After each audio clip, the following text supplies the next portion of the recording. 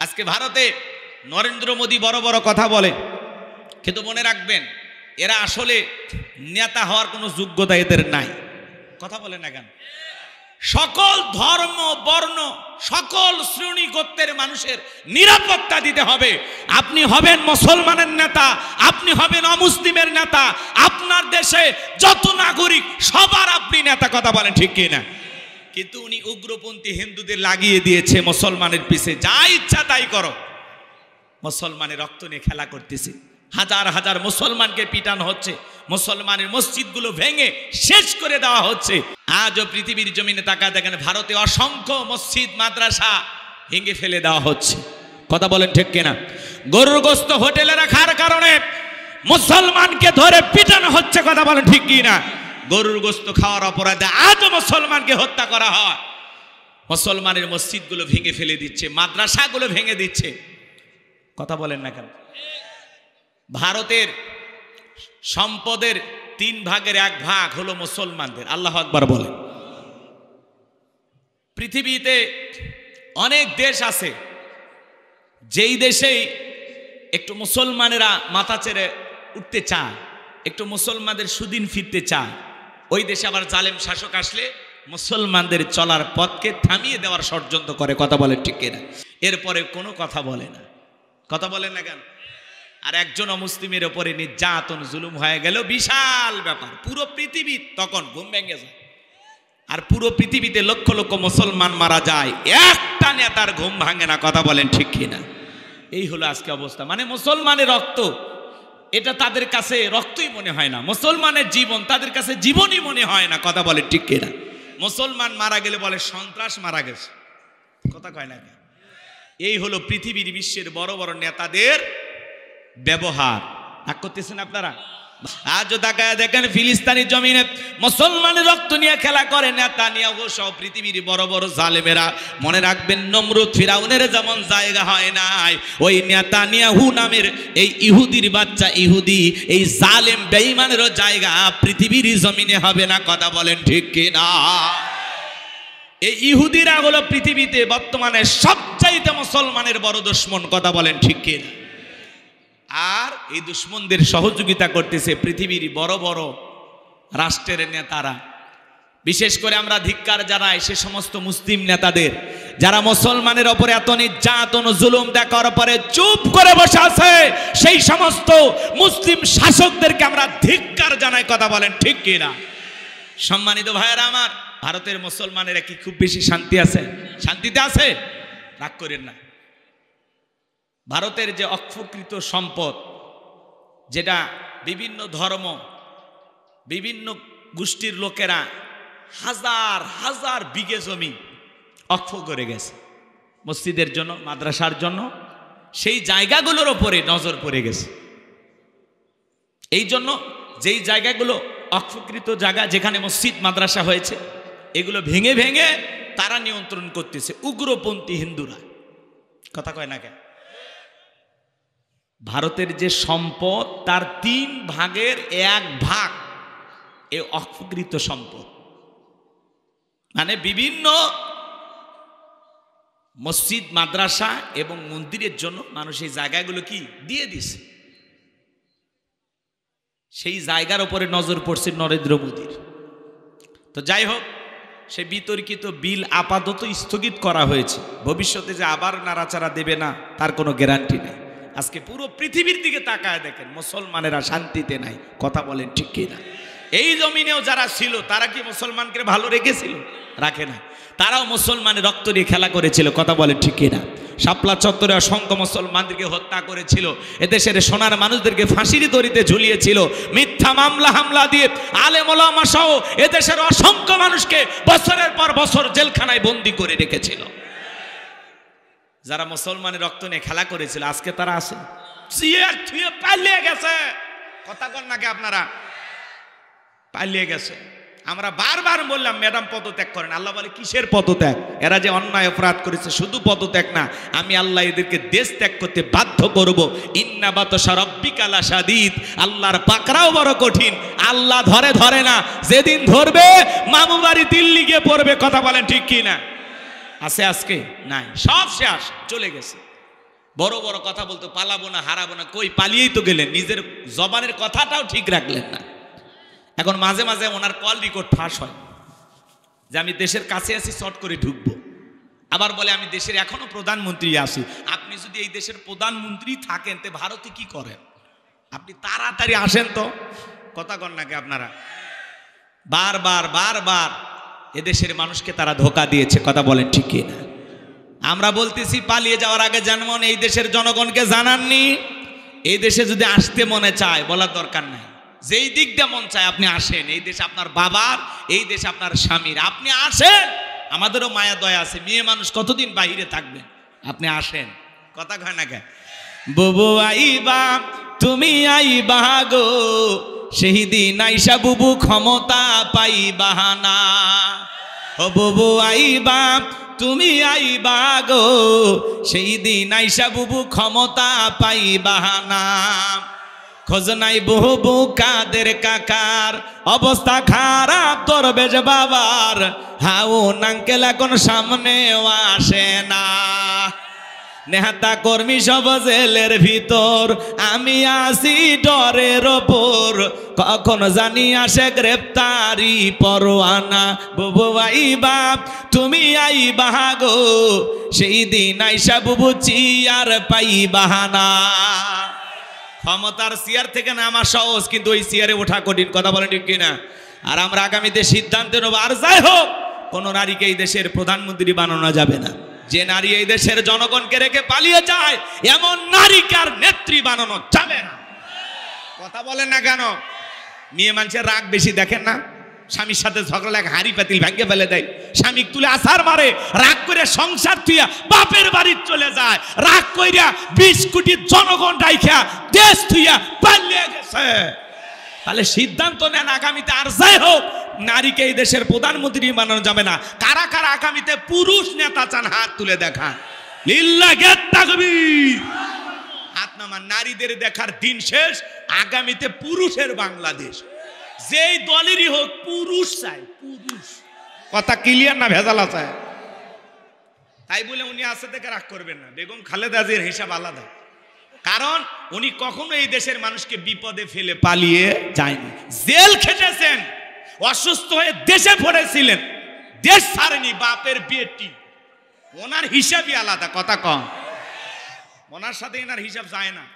আল্লাহ দেখেন কি সম্মান দিয়েছে, রাজকীয় ভাবে বিমানে চড়ে বিদেশে গেছে চিকিৎসা নেওয়ার জন্য, আর একজন ভাঙ্গা হেলিকপ্টার নিয়ে পেলে গেছে। কথা কন ঠিক কি না? ভাঙ্গা হেলিকপ্টার নিয়ে চলে গেছে, ভাঙ্গা, খালি কোনো মতে ভারত পৌঁছেছে। আর একটু দূরে যাওয়া লাগলে ওটা আসমানে একটা ঘটনা ঘটে যেত। আল্লাহ ভাসাইছে, কথা কয় না কেন? রাগ করতেছেন?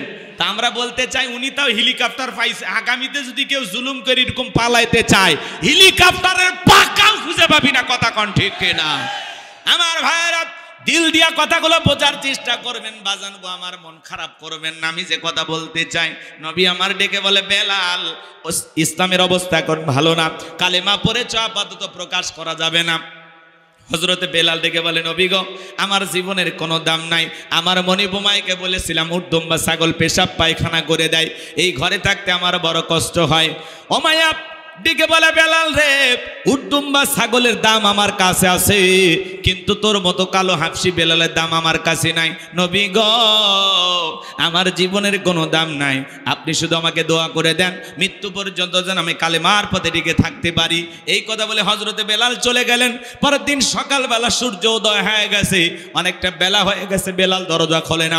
অন্য চাকর যারা আছে নালিশ নিয়ে চলে গেছে ওমায়ের কাছে, যা বলে নেতা এখন পর্যন্ত বেলাল দরজা খোলে নাই, তাই নাকি? বলে হ্যাঁ ঠিক আছে চলো যাই। দরজায় ডাক দেয়, এ বেলাল দরজা খোল। হযরতে বেলাল দরজা খোলে না, জোরে করে ধাক্কা মারছে, যখন দরজা খুইলে গেছে তখন এইবারও মায়া তাকায়া দেখে যেই রাত্রিতে হযরত বেলাল কালেমা পড়ে মুসলমান হয়েছে, ওই রাত্রিতে একটা উট দুম্বা ছাগলের কাছে কোনো পেশাব পায়খানা নাই। জোরে কন মারহাবা। এইবারও মায়া ডেকে বলে, এ চাকরের দল, বেলালের বিরুদ্ধে মিথ্যা অভিযোগ দাও। তোমরা যখন ঘুমাচ্ছিলে বেলাল তখন ময়লা আবর্জনা পরিষ্কার করেছে, তাকা তাকায় দেখো না একটা উটদুম্বা ছাগলের কাছে কোনো পেশাব পায়খানা নাই, যাও নিজেদের কাজ করো। এই কথা বলে ওদেরকে তাড়িয়ে দিলেন। এক পা দুপা করে হযরতে বেলালের কাছে চলে গেলেন। হযরতে বেলাল দেয়ালে পিঠটা লাগায়া জিহ্বা নাড়ায়া জিকিরি করে কার। এইবার হযরত বেলালকে হালকা করে ধাক্কা মারছে, যখন জবান দিয়ে কালেমার আওয়াজ বের হয়েছে, তখন এই আওয়াজ শোনা মাত্র আমায় ডেকে বলে, বেলাল তোর জবান দিয়ে কি শুনলাম, তুমি কি মুসলমান হয়েছো? হযরতে বেলাল ডেকে বলে, মুসলমান হবে যারা মিথ্যা কথা বলতে পারবে না তারা।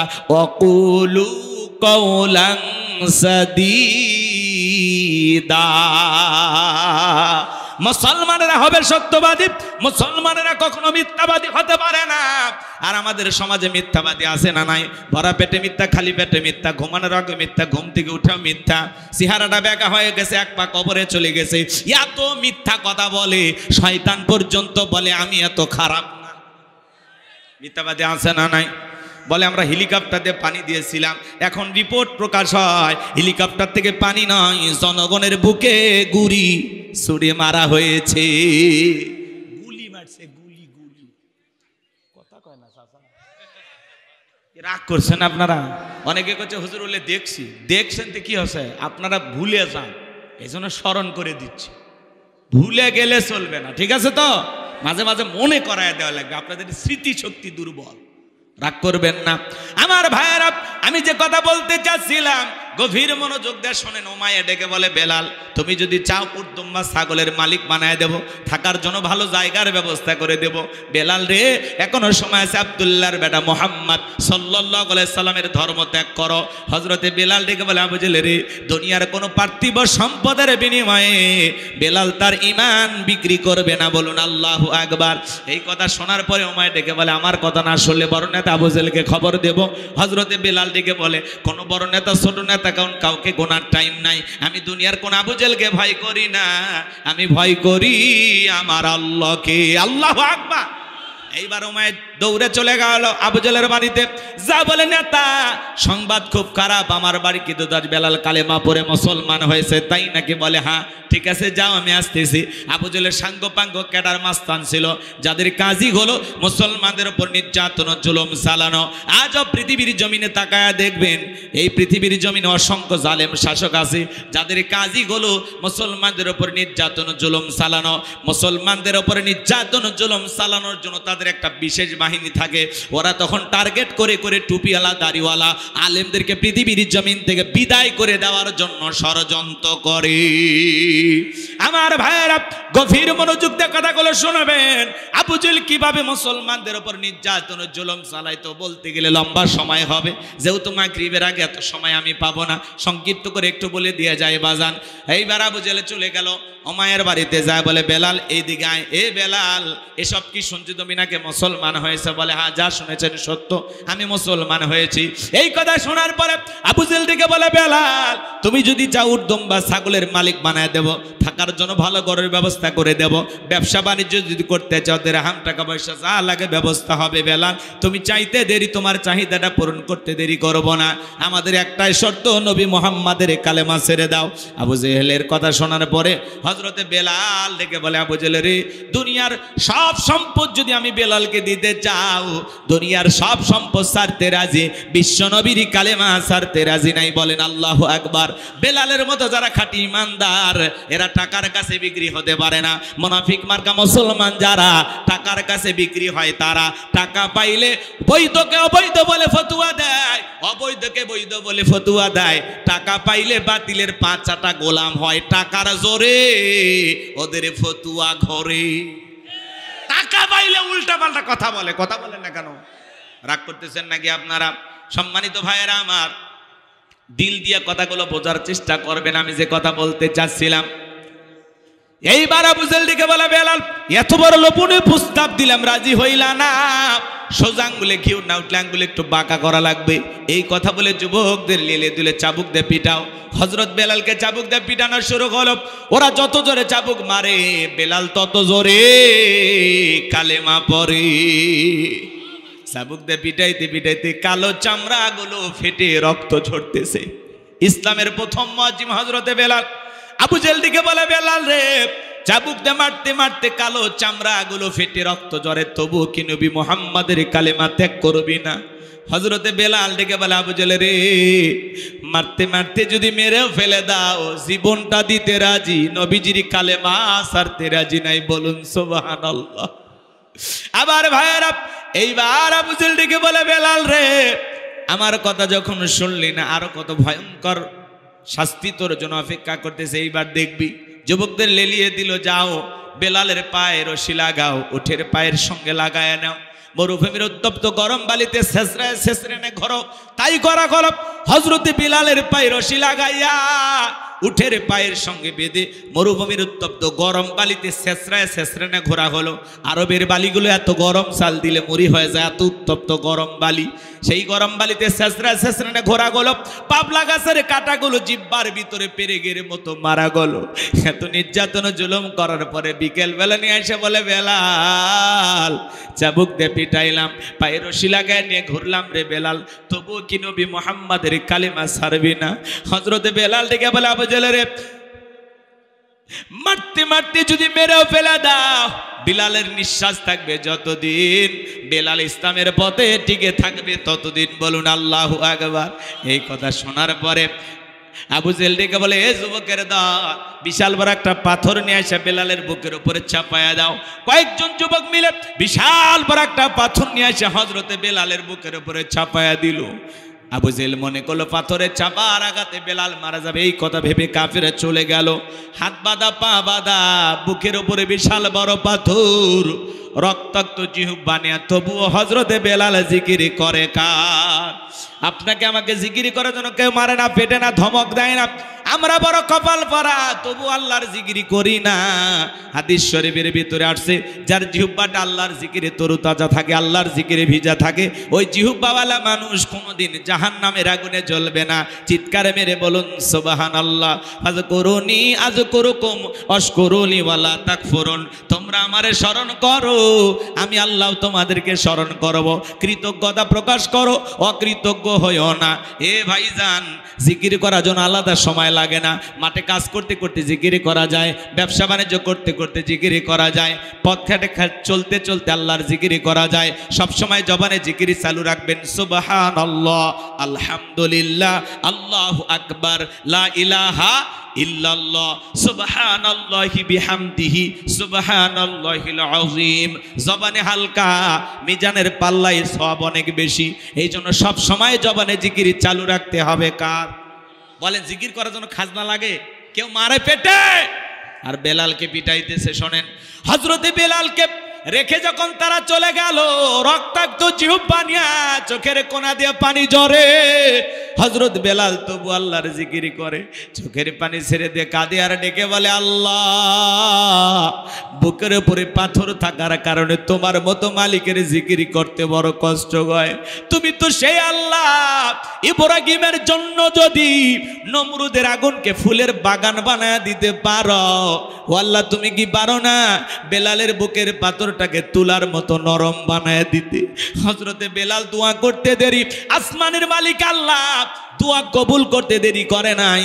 বেলালের বুকের পাথরটাকে আমার আল্লাহ তুলার মতো নরম বানিয়ে দিয়েছেন। বলুন সুবহানাল্লাহ। বেলালের নির্যাতন জুলুমের কথা যখন বিশ্ব নবীর কান পর্যন্ত পৌঁছে গেল, নবী আমার ডেকে বলা, আবু বকর, বেলালের কষ্টের কথা আমার সহ্য হয় না, যাও যাও, তুমি আমার বেলালের জন্য একটা কিছু করো।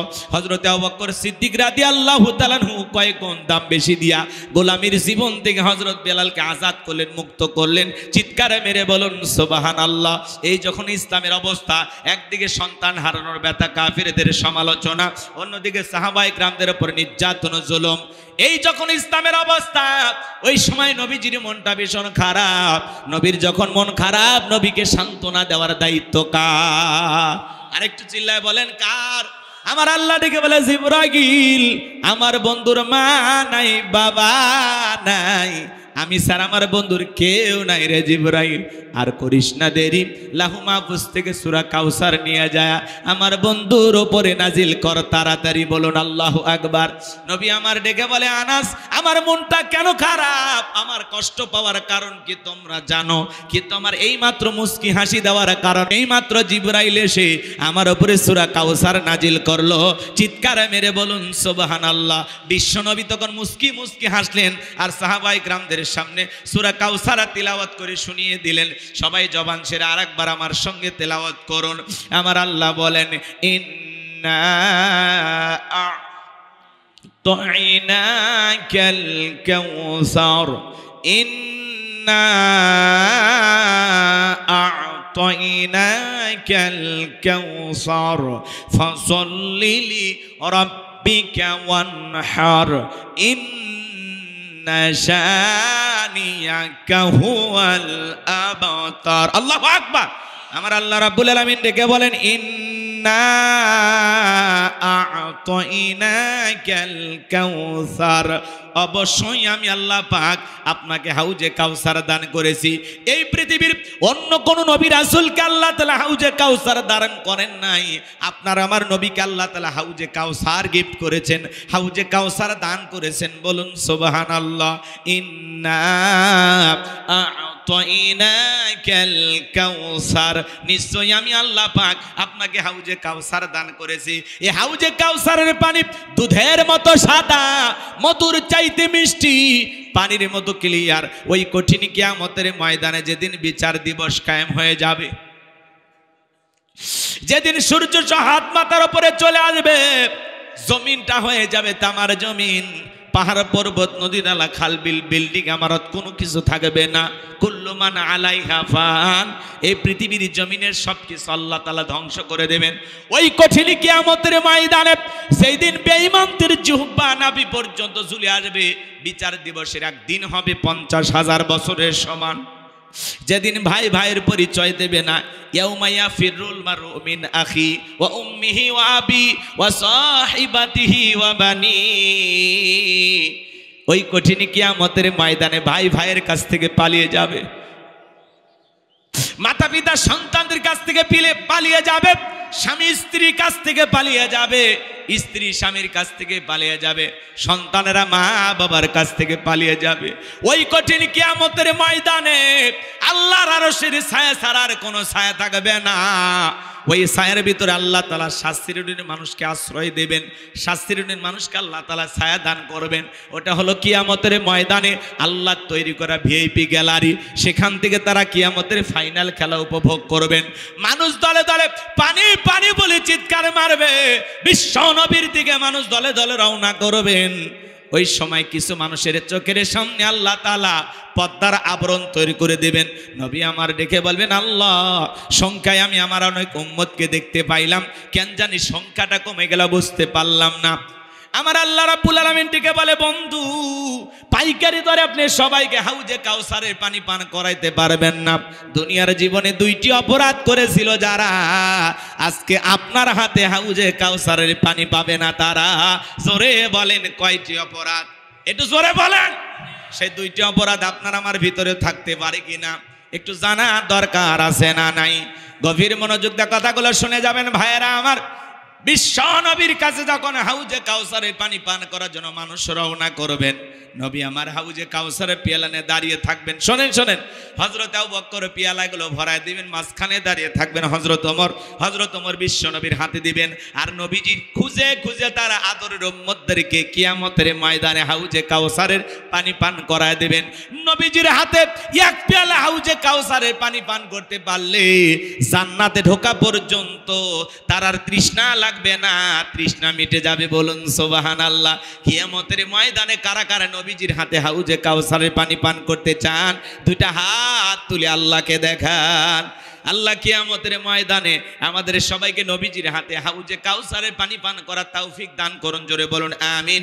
আর একটু জোরে বলেন আমিন। সেই সৌভাগ্যবান ব্যক্তিদের তালিকা আল্লাহ আমাদের নামগুলো লিখে নেন। জোরে বলেন আমিন। কষ্ট হচ্ছে আপনাদের? বিরক্ত হইতেছেন? হাত নামান। হাউজে কাউসারের পানি চাইলেই তো পাওয়া যাবে না। কথা বলেন না কেন? চাওয়াটা তো মন থেকে হওয়া লাগবে। আমি যে কথা বলতে চাচ্ছিলাম, হাউজে কাউসারের পানি চাইলেই পাওয়া যাবে না, হাউজে কাউসারের পানি পান করতে গেলে একটু কষ্ট করা লাগবে।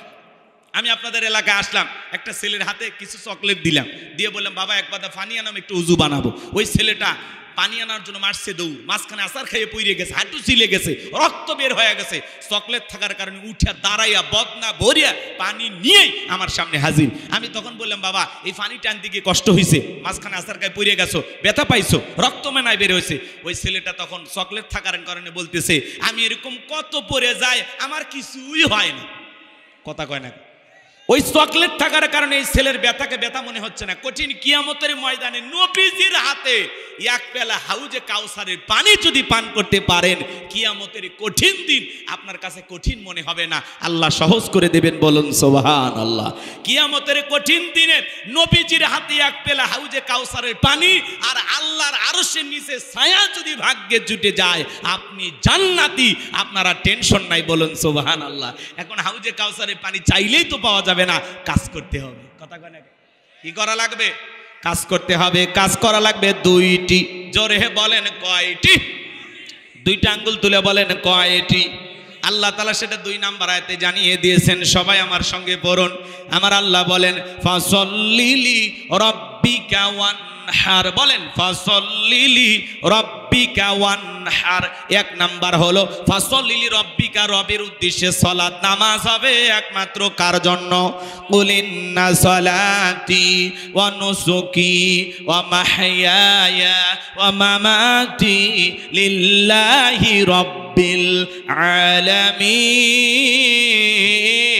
আলামিন। সূরা আনআম আয়াত নাম্বার 162। আল্লাহ রাব্বুল আলামিন জানিয়ে দিলেন নবীজি আপনি বলুন আমার নামাজ, আমার কুরবানি, আমার জীবন, আমার মরণ লিল্লাহি রাব্বিল আলামিন, আসমান জমিনের প্রতিপালকের জন্য। মুমিন জীবনের সব ইবাদত হবে একমাত্র কার জন্য? একটু জোরে বলেন কার জন্য? ফাসল্লিল রব্বিকা, রবের উদ্দেশ্যে সালাত নামাজ হবে একমাত্র রবের জন্য। কদ আফলাহাল মুমিনুন আল্লাযীনা হুম ফি সালাতিহিম খাশিউন। অবশ্যই মুমিনেরা সফল যারা নিজেদের সালাত বিনয়ের সহিত, নম্রতার সহিত আল্লাহর ভয় নিয়ে আদায় করে। তাহলে আপনি আমি যখন সালাত আদায় করব ভয়ে থাকতে হবে কার? তাহলে নামাজ নামাজের মতো আদায় করা লাগবে। আমার আল্লাহ বলেন ফালইয়াবুদু রাব্বা হাযাল বাইত الذي أطعمهم من جوع وآمنهم من خوف। আমার আল্লাহ রাব্বুল আলামিন বলেন এই ঘরের মালিকের ইবাদত করো।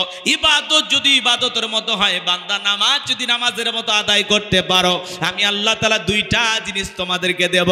যে বান্দা 5 ওয়াক্ত সালাতে মাথা নত করে আমি আল্লাহকে সিজদা দেবে, ওই বান্দাকে আমি আল্লাহ 2টা জিনিস দেব। 1 নাম্বার হলো তার রিজিকের টেনশন করা লাগবে না, আমি আল্লাহ তার রিজিকের ব্যবস্থা করব। যে বান্দা 5 ওয়াক্ত সালাতে মাথা নত করে আল্লাহকে সিজদা দেবে, ওই বান্দার জন্য রিজিকের ব্যবস্থা করবেন কে? আপনাদের এলাকায় একটা প্রাণী বের হয় রাত 1টা 2টার দিকে, গভীর রাতে কু কইয়া চিল্লায়, শিয়াল পণ্ডিত নাম শোনেননি? বলেন ওর নামে তারাস বাজারে কি ব্যাংকের অ্যাকাউন্টে টাকা জমানো আছে? তাহলে হাউজে কাউসারে পানি পান করতে গেলে কয়টি কাজ? জোরে বলেন কয়টি? আরো জোরে। জোর হলো না। একটু মিছিল করে অভ্যাস করেন। 16 বছর মিছিল করতে পারেন, সামনে মিছিল করা লাগবে। কথা বলে ঠিক কি না? তাহলে হাউজে কাউসারে পানি পান করতে গেলে 2টি কাজ। আমার আল্লাহ রাব্বুল আলামিন বলেন ফাসল্লিলি রাব্বিকা ওয়ানহার। 1 নাম্বার হলো ফাসল্লিলি রাব্বিকা, রবের উদ্দেশ্যে সালাত নামাজ হবে একমাত্র কার জন্য? তাহলে নামাজ নামাজের মতো আদায় করলে রিজিক দেবেন কে? জোরে বলেন কে? আল্লাহ যদি পাখিকে খাওয়ায়, পৃথিবীর এত মাখলুককে খাওয়ায়, আমরা আশরাফুল মাখলুকাত, আল্লাহকে আমাদেরকে না খাওয়ায় রাখবে? রিজিক দেওয়ার একমাত্র মালিক কে? ওয়া মা মিন দাব্বাতিন ফিল আরদি ইল্লা আলাল্লাহি রিজকুহা। সূরা হুদের ভিতরে আল্লাহ পাক জানিয়ে দিলেন এই পৃথিবীর এমন কোনো বিচরণশীল প্রাণী নাই যার রিজিকের ব্যবস্থা আমি আল্লাহ আসমান থেকে করি না। ওই আটলান্টিক মহাসমুদ্রের 33,000 ফিট গভীরতার পানির নিচে থাকা ছোট্ট একটা প্রাণী, তার রিজিকের ব্যবস্থাও আমি আল্লাহ আসমান থেকে করি। বলুন সুবহানাল্লাহ। তাহলে নামাজের মতো আদায় করলে 1 নাম্বার রিজিকের ব্যবস্থা করবেন তিনি কে? আর 2 নাম্বার ওয়া আমানাহুম মিন খাউফ, সকল ভয় থেকে নিরাপত্তা দিবেন তিনি কে? আমাদের ভয় আছে না নাই? আপনি বিকাশে দোকানদার 2 লাখ টাকা নিয়ে তারাস থেকে চৌবাড়ি আসবেন, মনে মনে ভাবতেছেন আল্লাহ রাত 3টা বাজে টাকা নিয়ে বাড়ি পর্যন্ত যাইতে পারবো নাকি ছিনতাইকারী কবলে পড়ে টাকা যান 2টা হারাবো, ভয় আছে না নাই? মেয়েটা কলেজে গেল একা একা ফিরবে নাকি জামাইয়ের সাথে ফিরবে, ভয় আছে না নাই? মেয়েটা স্কুলে গেল ভালোভাবে ফিরবে নাকি কারো লালসার শিকার হবে, ভয় আছে না নাই? আজকে সমাজে চুরি ডাকাতি দুর্নীতির ভয় আছে না নাই? রাগ করতেছেন আপনারা? 54 বছর হয়ে গেল স্বাধীনতার, আজ পর্যন্ত কোন নেতা চুরি বন্ধ করতে পারছে? এমন কোন রাত বাংলাদেশে যায়নি যে রাতে চুরি হয়নি, খুন হয়নি, ধর্ষণ হয়নি। কথা বলে না কেন? চুরি দুর্নীতি বন্ধ করতে হলে লাগবে কার আইন? মানুষের তৈরি করা আইন দিয়া, মানুষের তৈরি করা তন্ত্র মন্ত্র দিয়া চুরি বন্ধ করা যাবে? চুরি বন্ধ করতে হলে লাগবে কার আইন? আজ থেকে 1500 বছর আগে আল্লাহ আইন দিয়েছেন ওয়াসারিকু ওয়াসারিকাতু ফাকতউ আইদিয়াহুমা জাযাআম বিমা কাসাবা নাকালাম মিনাল্লাহ। সূরা মাইদার 38 নম্বর আয়াতে আল্লাহ আইন দিয়েছেন 1500 বছর আগে চোর পুরুষ হোক আর নারী হোক, আল্লাহর বিধান, আল্লাহর ফয়সালা, অপরাধ প্রমাণিত হলে চোরের হাত কেটে দাও। একটা চোরের হাত কেটে বাইতুল মুকাররমের সামনে নিয়ে এসে সোশ্যাল মিডিয়ার মাধ্যমে যদি আমরা ফালাও করে প্রচার করতে পারতাম যে বাংলার পার্লামেন্টে আইন পাস করা হলো চুরি করলেই চোরের হাত কেটে দেওয়া হবে, একটা চোরের হাত কেটে দেন, বাংলাদেশের সমস্ত চোরেরা তওবা করে আল্লাহর ওলি হয়ে যাবে। কিন্তু কে শোনে কার কথা? আজও গেল না মনের ব্যথা। এখন উচিত কথা যদি কই পিঠের ওপর দিয়া যাবি মই, এ আনন্দে কিছু লোক কিনে খাবে বগুড়ার স্পেশাল দই। যত দোষ নন্দ ঘোষ, সত্যটা বললে দোষ, করলে অন্যায়ের প্রতিবাদ, নামটা হবে তোমার মৌলবাদ, নামটা হবে তোমার জঙ্গিবাদ। কে শুনবে আপনার কথা যে আল্লাহর আইন চালু করতে হবে? কোন নেতা আল্লাহর আইন চালু করতে চায় না, কারণ আল্লাহর আইন চালু হয়ে গেলে বোতল খাওয়া হবে না, দুর্নীতি করা হবে না। কথা বলেন সরিষাই ভূত। নেতা আল্লাহর আইন চালু করলে ও বলবে বাপরে বাপ প্রথমে আমার হাত কাটা যাবে, কারণ এই হাত দিয়ে কোটি কোটি টাকা দুর্নীতি করে বিদেশে পাচার করেছে। এই যে যারা ক্ষমতায় ছিল 11 লক্ষ কোটি টাকা দুর্নীতি করে বিদেশে পাচার করেছে। কথা বলেন ঠিক কিনা? আজকে হাজার হাজার বিঘা জমি যারা জোর করে দখল করেছিল, ব্যাংকের অ্যাকাউন্টে টাকা বোঝাই করে রেখেছিল, আজকে আছে সব রেখে ফেলে গেছে। কথা বল না আপনারা? আছে আছে, গ্যারেজে 5-10 কোটি টাকা গাড়িগুলো পড়ে আছে, এমপি মন্ত্রী নাই, সব ফেলে গেছে। কথা বলেন না কেন? মন্ত্রীরা সব কোথায় গেল? এমপিরা সব কোথায় গেল? কোথায় কাদের কাকা? ওদের সারা দেশটা এখন লাগে ফাঁকা ফাঁকা। পালাবো না, পালাবো না, পালাবো না, যাই না তাদের দেখা, ওদের সারা দেশটা এখন লাগে ফাঁকা ফাঁকা। আইন মন্ত্রী আটকে গেল আইনেরই ফাঁকে, দাড়ি সারা দরবেশটারে ভণ্ড ভণ্ড লাগে। শুনেছি ভাই কত নেতা নেত্রী খাইতেছে ভাই ডান্ডা, বিচারপতি কালামানিকের ফাটিয়েছে নাকি আন্ডা। এটা আমার খবর না, মিডিয়ার খবর। এই বিচারপতি শামসুদ্দিন মানিক আল্লামা সাইদি হুজুরকে মৃত্যুদণ্ডে রায় দিয়েছিল। আমরা বলতে চাই ওই বিচারপতি নামের কুখ্যাত কালামানিককেও ওই একই ট্রাইব্যুনালে মৃত্যুদণ্ডের রায় দিতে হবে।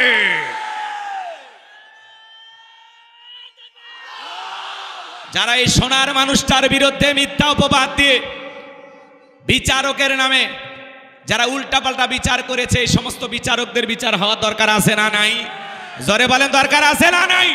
এই সেই বিচারপতি মানিক 116 জন আলেমের তালিকা করে দুদকের কাছে জমা দিয়েছিল। আমার মতো গাইবান্ধার ভাঙ্গা মানুষ, রোল নাম্বার ছিল 23, সিরিয়ালে আমার নাম্বার কত?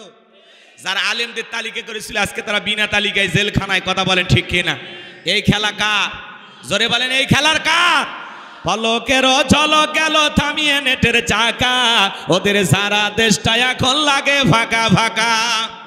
কোথায় গেল সংসদেতে মমতাজের গান, কোথায় গেল হজরত বলা শামীম ওসমান? 70-80 রাকাত তাহাজ্জুদ পড়তো, বিরাট বড় আল্লাহর ওলি দাবি করতো, 41 সাল পর্যন্ত টিকে থাকার স্বপ্ন দেখেছিল। 24 সালের 5 আগস্টে ভাগ্যে কি আছে আল্লাহর ওলিরা জানতো না।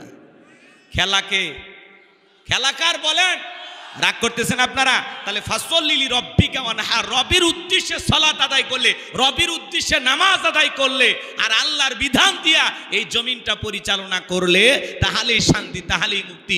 লন্ডন আমেরিকার আইন দিয়া আর ভারতের পানি পড়া দিয়া এই বাংলাদেশের জমিনে শান্তি ফিরানো যাবে না। কথা বলেন ঠিক কিনা? এই জমিনে যদি শান্তি প্রতিষ্ঠিত করতে চান লাগবে কার আইন? আরো জোরে বলেন কার আইন? এই জমিনে আল্লাহর আইন চালু হোক। কারা কারা চান? দুই হাত তুলে আল্লাহকে দেখা। লিল্লাহি তাকবীর। আলা লাহুল খালকু ওয়াল আমরু, সৃষ্টি যার, আইন চলবে সে আল্লাহর। কথা বলেন ঠিক কিনা? আল্লাহর বিধানেই শান্তি, আল্লাহর বিধানে মুক্তি। মানুষের তৈরি করা নিয়ম নীতি দিয়া 56,000 বর্গ মাইলের 56 ইঞ্চি মাটিতেও শান্তি প্রতিষ্ঠিত করা সম্ভব হবে না, হবে না। শান্তি প্রতিষ্ঠিত হবে সেই দিন আল্লাহর বিধান এই জমিনে চালু হবে সেই দিন। কথা ক্লিয়ার না ভেজাল আছে? তাহলে নামাজি হওয়া লাগবে। নামাজি হব তো ইনশাল্লাহ। আর নামাজি হয়ে এই জমিনে কার আইন চালু করতে চায়? আল্লাহ যেন কবুল করেন, জোরে বলেন আমিন। তাহলে 5 ওয়াক্ত সালাত শুধু মসজিদটা সুন্দর করলে হবে না, ওই মসজিদে গিয়ে 5 ওয়াক্ত সালাত নিয়মিত আদায় করব তো ইনশাল্লাহ। আল্লাহ সবাইকে 5 ওয়াক্ত নামাজি বানায় দেন, জোরে বলেন আমিন। তাহলে হাউজে কাউসারে পানি পান করতে গেলে 2টি কাজ। 1 নাম্বার হলো ফাসল্লি রব্বিকা, রবির উদ্দেশ্যে সালাত, আর 2 নাম্বার ওয়ানহার, রবির উদ্দেশ্যে কুরবানি। কুরবানি হবে কার জন্য? আরেকটু জোরে বলেন কার জন্য? রাগ করবেন না বাজান। ওয়ানহার মানে কুরবানি করা, নিজের আমিত্বকে কুরবানি করা, অহংকারকে কুরবানি করা, নিজের ভিতরে থাকা পশুসুলভ আচরণকে কুরবানি করা, নিজের জানমাল অর্থ সময় সব আল্লাহর জন্য কুরবানি করা। শহীদ আবু সাঈদের মতো, মুগ্ধের মতো দেশের জন্য কুরবানি হওয়া। কুরবানি হওয়া মানে খালি গরু ছাগল জবাই করে না।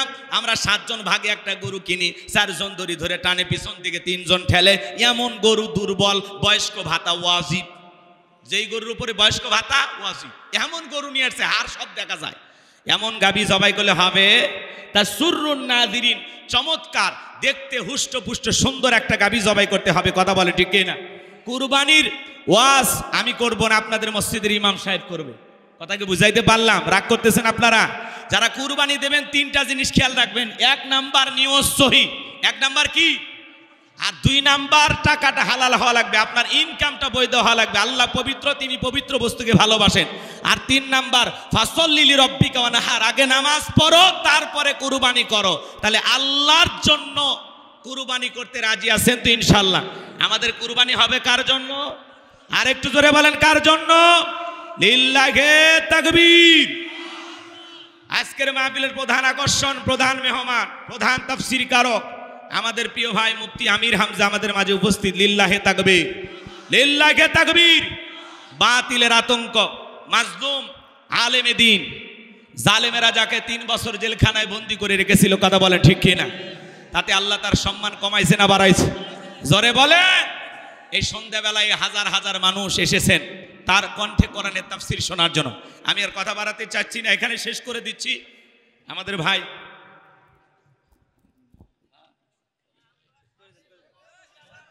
ভাবে বস, ঠিক আছে ঠিক আছে, অস্থির হয় না, এদিক খেয়াল করেন। রাগ করতেছেন আপনারা? তাহলে শেষ আয়াতের শেষ কথাটা কি ছিল আমি 1 মিনিট পরে বলতেছি, এদিকে খেয়াল করেন। আমাদের জানমাল সবকিছু কুরবানি হবে কার জন্য? আল্লাহর জন্য। সবকিছু কুরবানি করতে রাজি আছেন তো ইনশাআল্লাহ? রাজি আছেন তো ইনশাআল্লাহ? যদি কখনো ডাক আসে প্রয়োজনে বিবির কাছ থেকে বিদায় নিয়ে, সন্তানদের কাছ থেকে বিদায় নিয়ে, মাথায় কাফনের কাপড় বেঁধে আল্লাহর এই জমিনে আল্লাহর দ্বীনকে প্রতিষ্ঠিত করার জন্য কারা কারা বুকের তাজা রক্ত দিতে রাজি? 2 হাত তুলে আল্লাহকে দেখা। লিল্লাহি তাকবীর। হাত টান টান করে তুলুন। ওই যে মাঝে মাঝে হাত দেখা যায়, 2 হাত সোজা করার শক্তি না। আপনি পুরুষ মানুষ, 2 ডিম ভিটামিন ক্যালসিয়াম মাঝে মাঝে কিনে খাবেন, একেবারে দুর্বল হলে চলতে পারবেন না। সোজা করেন, সোজা করেন। আমার আল্লাহ রাব্বুল আলামিন বলেন, ইন্নাল্লাহা আশতারা মিনাল মুমিনিনা আনফুসাহুম ওয়া আমওয়ালাহুম বিআন্না লাহুমুল জান্নাহ। সূরা তাওবার 111 নম্বর আয়াতে আল্লাহ রাব্বুল আলামিন জানিয়ে দিয়েছেন, নিশ্চয়ই মুমিন বান্দাদের জান মাল আমি আল্লাহ ক্রয় করে নিয়েছি, বিনিময়ে দেব জান্নাত। বলুন সুবহানাল্লাহ। তাহলে বলেন তো বাজান, আপনার আমার জীবনের মালিক কে? এই তারা সিরাজগঞ্জের যুবক করে বলো তো, এই জীবনের মালিক কে? প্রেম করবার প্রেমিকাকে পার্কে নিয়ে যা ডায়লগ দিবা, এ জীবন তোমার, তুমি শুধু আমার। ওরে হাইব্রিড যুবক, এই জীবনের মালিক কে? আপনার আমার সম্পদের মালিক কে? আল্লাহর দেয়া জীবন, আল্লাহর দেয়া সম্পদ আল্লাহর পথে খরচ করতে রাজি আছেন তো মুসলমান? রাজি আছেন তো ইনশাআল্লাহ? বাম হাত নামান, শুধু ডান হাত তুলে রাখেন, শুধু ডান হাত। আল্লাহ রাব্বুল আলামিন বলেন ইল্লা আসহাবাল ইয়ামিন ফি জান্নাতি ইয়াতাসাআলুন। ডানপন্থী যারা জান্নাতের বাগানে থাকবে তারা, ডানপন্থী যারা আল্লাহর প্রিয় তারা বলুন আল্লাহু আকবার। কোনো কথা হবে না। কিছুক্ষণ আগে বলেন হুজুর জীবন দিতে রাজি, রক্ত দিতে রাজি। আপাতত জীবন রক্ত দুইটার কোনোটাই দিতে হবে না। ডান হাতটা পকেটের ভিতর ঢুকে দিয়ে যে যা পারেন যতটুকু পারেন আল্লাহর ঘর মসজিদের জন্য প্রাণ ভরে দান করবেন। আল্লাহর ঘর মসজিদের আগামীকালকে ভিত্তি স্থাপন করা হবে, কাজ শুরু হবে। যতটুকু পারেন সহযোগিতার হাত বাড়ান। ছেলেপেলে কই আপনাদের? ছেলেপেলে কই? ব্যাগ নিয়ে রুমাল নিয়ে স্বেচ্ছাসেবকের দায়িত্ব যাদেরকে দেওয়া আছে বাবা, ব্যাগ নিয়ে রুমাল নিয়ে চাদর নিয়ে যার কাছে যা আছে তাই নিয়ে মাঠে নামো, খেলা হবে। ছেলেপেলে কই? ছেলেপেলে কই আপনাদের? ছেলেপেলে খুব দ্রুত, খুব দ্রুত, খুব দ্রুত গতিতে সরের ব্যাগে 1-2 মিনিটের মধ্যে কালেকশন শেষ করবে। এ বাবা এই ব্যাগ নিয়ে তাড়াতাড়ি তাড়াতাড়ি সবাই পকেটে হাত দেন, সবাই নিজের পকেটে হাত দেন। অন্য কারো পকেটে হাত দিয়ে পকেট মারে বলে মার খাবেন না। সবাই পকেটে হাত দেন, সবাই পকেটে হাত দেন, আমিও দিচ্ছি, দেন। নিজের পকেটে হাত দেন, যা পারেন যতটুকু পারেন দেন। আল্লাহ সবাইকে দেওয়ার তৌফিক দান করুন। জোরে বলুন আমিন। আর একটু জোরে বলুন আমিন। আমিও দিলাম, আপনারাও দেন। আল্লাহ সবাইকে দেওয়ার তৌফিক দান করুন। আমার হাতে 500 টাকা, 1000 টাকা, 2, 4, 5, 10 হাজার যারা দিবেন দেন। অনেক ইটের প্রয়োজন। এখানে একটা মসজিদের অবস্থা দেখেছেন, টিনের মসজিদ, মাটির মসজিদ। একটু সহযোগিতা করবেন। এখানে আশেপাশে সবাই অন্য ধর্মাবলম্বী ভাইরা বসবাস করেন। সেখানে আমার মুসলিম ভাইয়ের একটা সুন্দর মসজিদ নির্মাণ করতেছেন। 10-এর লাঠি 1-এর বোঝা। আল্লাহ সকলকে সহযোগিতা করার তৌফিক দান করুন। সভাপতি গণ্যমান্য ব্যক্তিবর্গ যারা আছেন তাড়াতাড়ি দেন, পকেটে হাত দেন, 2-1 মিনিটের মধ্যে দেন, খুব দ্রুত গতিতে। ছেলে পেলে বাবা ব্যাগনের রুমান নেন, তাড়াতাড়ি তাড়াতাড়ি। আপনারা যারা পারেন পকেটে হাত দেন, আল্লাহর হস্তে হাত দেন। আল্লাহর ঘরের জন্য বাজান, আল্লাহর ঘর মসজিদের উন্নয়ন কল্পে যে যা পারেন যতটুকু পারেন সাধ্য অনুযায়ী দান করেন। আগামীকালকে মসজিদের ভিত্তি স্থাপন হবে ইনশাআল্লাহ। এ নামো, রুমাল দাও, রুমাল নিয়ে নামো তাড়াতাড়ি, রুমাল নিয়ে পা ছেড়ে নেমে দাও। এই ভাই, এই অত্র মসজিদের সম্মানিত খতিব 2000 ইট, জোরে কোন মারহাবা। হুজুর দিচ্ছে, হুজুর চিন্তা করেন। মসজিদের ইমাম সাহেব 2000 ইট, জোরে কোন মারহাবা। লিল্লাহি তাকবীর। আল্লাহ তোমার এই গোলামের দান তুমি কবুল করো, হায়াত বাড়ায় দান করো, হায়াত বাড়ায় দেন, জোরে বলেন আমিন। দেখেন হুজুরে বলে দেয় না, দেখছেন মসজিদের ইমাম কয় টাকা বেতন পায়? 2000 ইট কিনে দিল। 2000 ইট 20,000 পার হয়ে যাবে। কথা কন, কি কলিজাওয়ালা ইমাম পাইছেন আপনারা। আল্লাহ ইমাম সাহেবের হায়াতে তৈয়বা সিয়াতে কুলিয়ে দান করেন, তার সম্মান আল্লাহ বৃদ্ধি করে দেন, জোরে বলেন আমিন। ভাই খুব দ্রুত গতিতে ছেলে পেলে গেছে 10, 20, 50, 200, 100, 500, 2000, 5000, 10,000, 1 লাখ, 2 লাখ, যে যা পারেন আল্লাহর রাস্তায় পকেটে হাত দিয়ে প্রাণ ভরে টাকা দান করেন। খবরদার কে যেন আবার বিড়ি ম্যাচ দিন না। 2014 সালে ওয়াজ করতে গেছিলাম রংপুর তারাগঞ্জ। ওই জায়গায় কালেকশন চলতেছিল, একজন ব্যাগের ভিতরে দিয়েছিল 2 প্যাকেট বিড়ি, দিয়ে লেখা দিয়েছে 1 প্যাকেট মাহফিল কমিটির আর 1 প্যাকেট বক্তার। কত বড় দুষ্ট চিন্তা করেন। এরকম দুষ্টমি করা যাবে না। সবাই পকেটে হাত দিয়ে আল্লাহর রাস্তায় টাকা বের করে দেন। মহিলা প্যান্ডেল আছে, আমার মা বোন যারা বসে আছেন, মা আমি জানি এলাকার মা বোনদের হাতে রান্না যেমন ভালো, মনটা তার সাথে বেশি ভালো। আল্লাহ আমার মা বোনদেরকে দান করা তৌফিক দান করুন, জোরে বলো না আমিন। আর একটু জোরে বলে না আমিন। আর কেউ আছেন দেওয়ার মতো?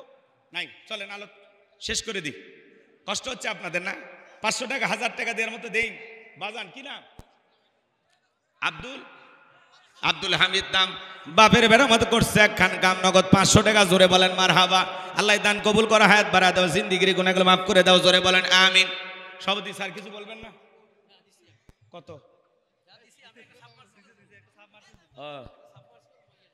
আর কেউ আছেন দেওয়ার মতো? প্রধান অতিথি আসেনি? আব্দুল মান্নান তালুকদার মনে আছে? আলী আক্কাস 500 টাকা, অধ্যাপক কি নাম? আবুল বাসা, উনি 500 টাকা। আল্লাহ তোমার এই গোলামদের দান তুমি কবুল করো।